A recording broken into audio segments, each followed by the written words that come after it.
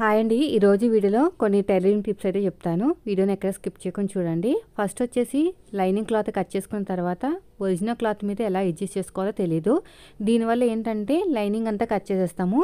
మనకి తెలియకుండానే original cloth తక్కువైపోయింది అనుకోండి, అప్పుడు బ్లౌజ్ అంతా పాడైపోతుంది. ఈ ప్రాబ్లం అనేది కొత్తగా టైలరింగ్ నేర్చుకున్న వాళ్ళకి బాగా ఫేస్ చేస్తారు. ఫస్ట్ వచ్చేసి నేను ఇక్కడ బ్యాక్ పార్ట్ అయితే పెట్టేశాను. ఫోల్డింగ్ వైపుకి బ్యాక్ పార్ట్ పెట్టేసుకోవాలి. అయితే మనం తీసుకున్న బ్లౌజ్ ప్లెయిన్ బ్లౌజ్ కాబట్టి, అంటే ఎలాంటి డిజైన్ ఏమి లేదు, జస్ట్ బార్డర్ లేదు కాబట్టి సరిపోయింది. బార్డర్ ఉన్నా కూడా ఎలా చేయాలి ఏంటనేది నెక్స్ట్ వీడియోలో చెప్తాను వచ్చినప్పుడు.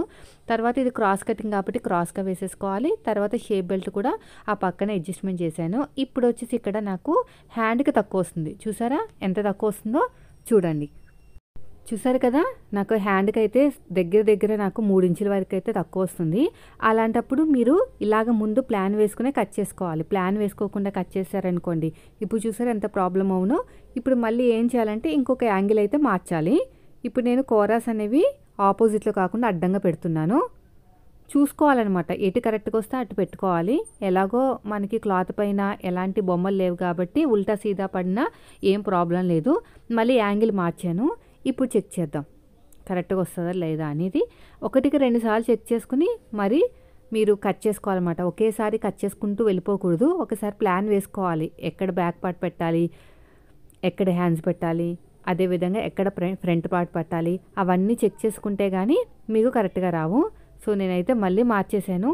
నాకేదో డౌట్ వచ్చిందనమాట, ఒకసారి చూద్దామని చెప్పేసి మళ్ళీ కోరాస్ ఆపోజిట్లో పెట్టాను.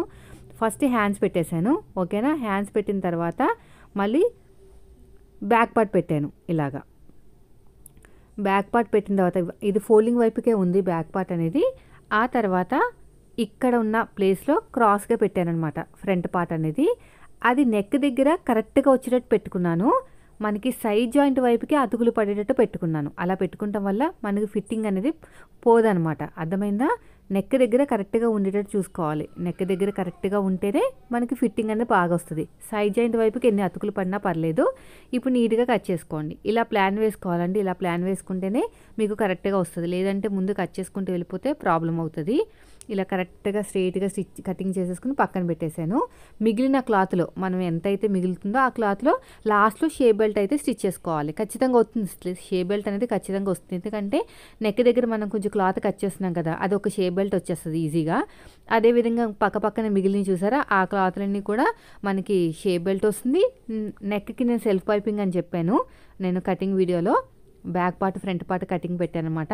సో దాంట్లో కూడా చెప్పాను. సో ఇవన్నీ కూడా కరెక్ట్గా వస్తాయి. దీనికి సంబంధించిన స్టిచ్చింగ్ వీడియో ఇదే ఛానల్లో పెడతాను, కావాలంటే చూడండి. నేను షూట్ చేశాను స్టిచ్చింగ్ కూడా, ఇదే ఛానల్లో పెడతాను. నేను ఎలాగ అడ్జస్ట్ చేసి కుట్టాను ఏంటి అనేది నెక్స్ట్ వీడియోలో చూద్దు. కానీ చూడండి, ఇలా నీట్గా కట్ చేసుకుంటూ వెళ్ళిపోవాలి. ఇక్కడ కూడా అంతే. నేను చూపిస్తానండి నెక్స్ట్ వీడియోలో స్టిచ్చింగ్ చేస్తాను కదా, అప్పుడు నేను ఎలా అడ్జస్ట్మెంట్ చేసి కుట్టాను అనేది ప్రతి క్లియర్గా ఎక్స్ప్లెయిన్ చేస్తూ వీడియో పోస్ట్ అనేది చేస్తాను. చూడండి, కంప్లీట్ అయిన తర్వాత బ్లౌజ్ ఎలా ఉంటో చూపిస్తాను చూడండి. ఇప్పుడు నేను కటింగ్ చేశాను చూసారా, అదే బ్లౌజ్ అనమాట. చూసారా ఎంత బాగా వచ్చేసిందో, చూడండి ఎంత నీట్గా వచ్చేసిందో. సో దీనికి సంబంధించిన స్టిచ్చింగ్ వీడియో నెక్స్ట్ వీడియోలో పెట్టేస్తాను. వీడియో నచ్చితే లైక్ చేయండి. Thank you for watching.